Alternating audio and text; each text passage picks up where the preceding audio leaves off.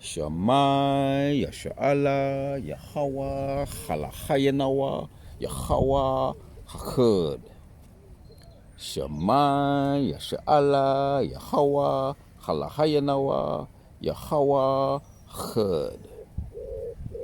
Shamai, Yasha'Allah, Yahweh, Halachayanawa, Yahweh, Chud. Hear, O Israel, Yahweh, our power is one. Giving our praises to Yahweh Ba'Hashem, Yahweh Shai, Ba'Hashem, Kwadash, double honors to all the elders and the apostles of Great Millstone, and salutes to all 144,000 elect out there. Alright, coming back at you with another lesson. Out here, while there's a bit of fresh air and getting some vitamin D, catching up on it anyway, Lord willing. So yeah man, land backing off my previous video, still in the aftermath of the Passover, the Passat, in the weeks of the unleavened bread, Feast of Unleavened Bread. So we're going to continue with that spirit, Lord willing. Looking up that word there, let's start with, a matter of fact, let's read Proverbs 11, and then we're going to look up the word bitter and sweet. So Proverbs 11 and 1 says, a fool's balance is an abomination to the Lord, but as just weight is his delight. Let me read that again. A fool's balance is an abomination to the Lord, but a just weight is his delight. Right now we're getting an idea, more of an idea. The more time we spend in the truth and we go through the ups and downs, we get an idea and the understanding of why this is written. A fool's balance is an abomination to the Lord, but a just weight is his delight. Because it's all about balance. When I look up the word here, bitter sweet, it says, of food or drink sweet with a bitter aftertaste. Yeah, that's what it is when you buying it all together. Bitter, sweet. Right? Of food or drink sweet with a bitter aftertaste. And arising, it says, that's one. And 2 says, arousing pleasure tinged with sadness or pain. That's what you'd be getting the idea, right? That's the symbolism behind it. Yeah, because that's how you be feeling, man. That's the effects of it, the true effects of it. Arising pleasure, right? First of all, that's the sweet, tinged with sadness or pain, and that's the aftertaste of the sweet, the bitter, right? Bitter sweet, in one word. So got another noun here. It says another term for the woody nightshade. It says here another term for a woody nightshade. Sea nightshade. That's another term. 1. So 2 says an American climbing plant or climbing plant that bears clusters of bright orange pods. Right, that's another word there. Bittersweet, that's a word for a plant. And ain't America, when you think about America, it mentions America there. That's the America means bitter, or medigo, bitter. So yeah, that's the other term for America, bitter, or that's the term for America, bitter. And there's a plant called bittersweet. Ain't that interesting? So let's get into this, Abarazar. Let's get back to it. So this is the balance, right? We're going into this. There's a method to the madness. This is the balance that the Most High be giving us, right? Hence why we get the roller coaster ride. The more we get into this truth, the more we experience the bitter, the sweet at first, as with Ezekiel. Let me hit that precept. The precept going to be doing the talking. So let's go to Ezekiel. Ezekiel 3 and 1 says, moreover, he said unto me, son of man, eat thou find this, eat thy roll, and go speak unto the house of Israel. Right, the assignment of Ezekiel. 2 says, so I opened my mouth, and he calls me to eat that roll, And he said unto me, Son of man, cause thy belly to eat, and fill thy bowels with this roll that I give thee. Then did I eat it, and it was in my mouth as honey for sweetness. Right? And similar, very similar with the sweet and the bitter. And with John the Revelator on the Isle of Patmos, when he was given that assignment before he died, he was also experiencing the same. Really, the bitterness came when he was speaking to his people. And also, when you think about it, Ezekiel had a lot of ups and downs, his own personal or challenges, trials that he had to deal with, what the Most High put on him, which he overcame them. But that was all part of it as well. But really, the real challenge was speaking to his people. Let's read 4. It says, And he said unto me, Son of man, go, get thee unto the house of Israel, and speak with my words unto them. For thou art not sent to a people of a strange speech and of an hard language, but to the house of Israel. Yeah, and the house of Israel, when you go on down, the challenge, it was a hard challenge. When you jump down to 7 of Ezekiel chapter 3, it says, But the house of Israel will not hearken unto thee, for they will not hearken unto me. For all the house of Israel are impudent and hard-headed, right? Hard-hearted, right? Which is hard-headed. Lahab, heart, or hearted, right? Which means mine. So hard-headed and hard-hearted. So that was the bitterness, the after effect of the sweet. When you read 8 again, it says, Behold, I have made thy face strong against their faces, and their foreheads strong against their foreheads. For as adamant harder than flint I have made thy forehead. Fear them not, neither be dismayed at their looks, though they be a rebellious house. All right, once again, the Most High had to strengthen him, empower him to deal with Israel, the hard-headed, hard-hearted people. So Ezekiel was hardened to deal with him. You had to be like that, man. You had to be toughened up, because you had to deal with a tough, rebellious house. Hence, the Most High said, he said, As a adamant harder than flint, I have made thy forehead. For them, fear them not, neither be dismayed at their looks. Right? Fear them not, neither be dismayed at their looks. They are a rebellious house.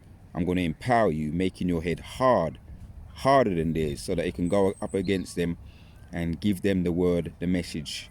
And it's only the elect's going to pay any mind. Just like today, when you bring it up in today, the challenge that we have, which is bitter, right? Talking on that point on bitter. But the Most High empowers us also, right? Despite the challenges, going through the ups and downs, the Most High empowers us, making our head hard. Hence why we can continue to do the work on the highways and the byways, despite the oppositions and the challenges and our own thorns in the flesh. Because when you read a little bit more, if you for the most part, Ezekiel had to deal with rebellious people, right? In 4, we're not going to go into all of it, but in your own time you can read the challenges of Ezekiel. We know he had to boil defiled food, eat defiled bread, and boil it on dung, which eventually wasn't humans' dung, it was cow's dung. So the defiled food, and also he had to lose his wife, and the challenge he had was lying on his left side for over 40 days, on his right on his right side for 300 plus days.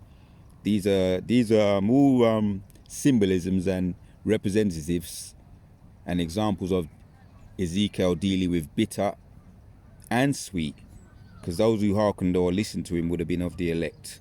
So like today, we get the bitter, the challenges, the oppositions, the hatred, the despised. We're hated, as Yahushua said we would be.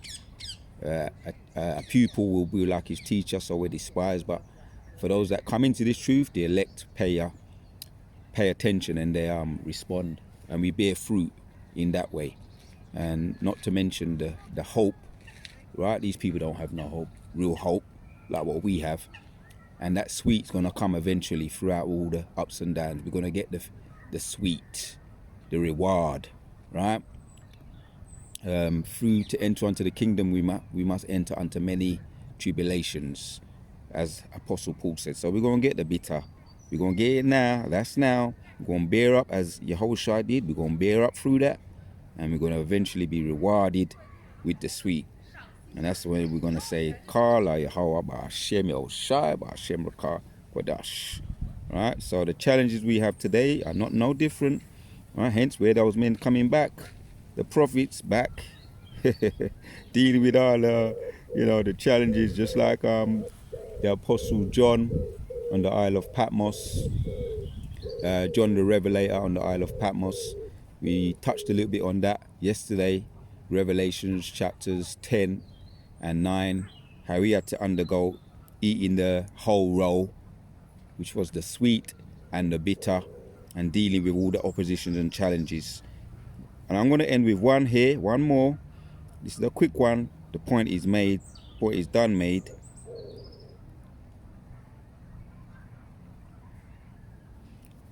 Let's go to it. The point is done made.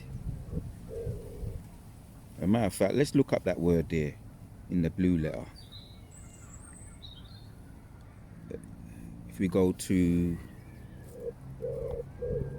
the word bitter in the blue letter, it says to produce a bitter taste in the stomach, to embitter, exasperate, render anger, right? To be irritated, embittered, to be irritated. There you have it. So that's what we'll be experiencing, the irritation to be in the stomach, right? That's the bitter aftertaste after the sweet. But the sweet is coming anyway. We opened up with as a matter of fact, let me read it again. In Proverbs 11. Proverbs 11 and 1 says, a fool's balance is an abomination to the Lord, but a just weight is his delight. So we can be sure, we can balance and count 110%. 110% we're going to get the bitter and we're going to get the sweet. The after taste of the sweet is the bitter, and then he's going to balance that all out again with the sweet, which is the reward, the kingdom. So one example, I touched on it a little bit yesterday, I'm going to go into it. Ezekiel 24, the example of Ezekiel's wife. The Most High said, let's read it. Ezekiel 24 and 15 says, also the word of the Lord came unto me, saying, Son of man, behold, I take away from thee the desire of thine eyes with a stroke, yet neither shalt thou mourn nor weep, neither shall thy tears run down. Right, man? Yeah, the subheading there, death of Ezekiel's wine as a sign. Death of Ezekiel's wine as a wife as a sign. And let me read the KJV. It says, of Ezekiel 24 and 15, it says, then this message came to me from the Lord, Son of man, with one blow I will take away your desirous treasure, yet you must not show any sorrow at her death. Do not weep, let there be no tears. Right, man? Groan silently, this is what he's saying. Reading on, Ezekiel 24 and 17 in the NLT.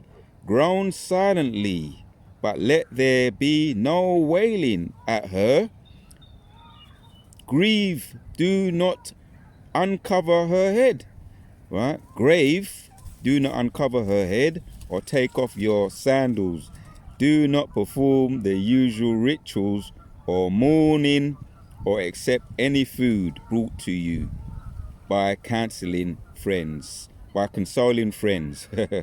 So I proclaimed this to the people the next morning, and in the evening my wife died. Then next morning I did everything I had been told to do. There you have it. So I brought it out. Like I said, I touched on it yesterday. I just wanted to get into that and make that point Ezekiel, don't think these prophets had it easy, right? So when we get in our little blows here and there, which it says there, the Son of Man, I will deal a blow and take away your desirous treasure. Yeah, right? Your desirous treasure, which is his wife. He said, I'm going to deal her a blow. Yahweh said to Ezekiel, I'm going to deal her a blow. That means delete her. Yeah, and yet you must not show any sorrow at her death. Do not weep, let there be any tears. Right? Do not weep, let there be any tears. Groan silently, but let be no wailing at her. Right, groan silently. That sometimes you got to groan silently, man. Some of the things you be going through is between you and Yahweh Yahushua alone. So you groan silently, you put it to him in prayer, right? And you know, with faith, you're going to receive the balance. The balance is going to be the sweet. Hence Ezekiel, he was rewarded, and John the Revelator was rewarded, and the big reward yet to come is the kingdom. So this is what we're talking about right now. This is the reward, right? And I touched on the bitter, still in the Feast of Unleavened Bread, the aftermath of the so that's the spirit, that's what I'm pushing, that's the vibration, that's the energy, right? We're not going to take up those rebellious children, right? We're the former members of the his Sikari camp, Hassad and Alazar, right? Talking about they want the lettuce, copying out of the bitter. We want the whole roll, right? The full baptism, the bitter and the sweet. So I'm going to leave it there. The Wadiyah Bashim Shai, putting the spirit on me once again to do this video. So that's what that's about. When we're going through our little trials and tests, which, you know, every man have to bear their own cross, and every man crosses the heaviest, and that's how it may feel. We can reflect on Ezekiel, right? When we're going through that bitterness, exasperating, irritation, as we looked up the word in the blue letter. We can reflect and meditate on the examples of John the Revelator, his bitter and sweet, and also Ezekiel, the bitter and sweet, right? Of a food or drink sweet with a bitter aftertaste. Hence, this is what this truth's about, bitter and sweet. Likewise, that's what I'm going to title this truth or this video. Bitter, this truth is bitter and sweet. The Wadiyah Bashim Shah once again. So some more things to meditate on while we're continuing in the, not long now, we're coming out of the Feast of Unleavened Bread, not long now, but like I say, we're meditating and we're continuing to push that spirit. This truth is bitter and sweet. And yes, the real sweet is yet to come. The real sweet is yet to come, and that's the kingdom. The sweet of all sweets, right? The beginning of the real life. So Shalom Akim. Until the next one, we out. Continue with the bitter and the sweet, this truth.